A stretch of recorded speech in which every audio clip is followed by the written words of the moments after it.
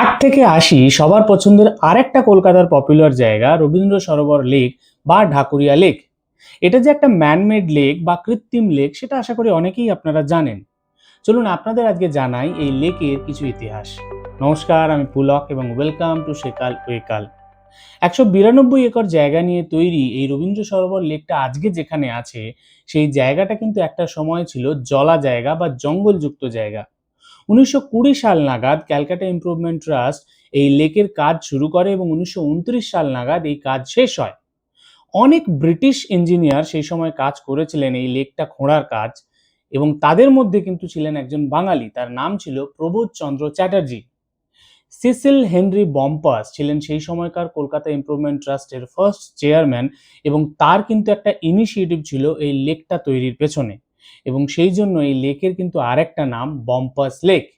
1958 সাল নাগাদ Calcutta improvement trust Rabindranath ঠাকুরকে সম্মান জানানোর উদ্দেশ্যে এই লেকের নামকরণ করে রবীন্দ্র সরোবর লেক।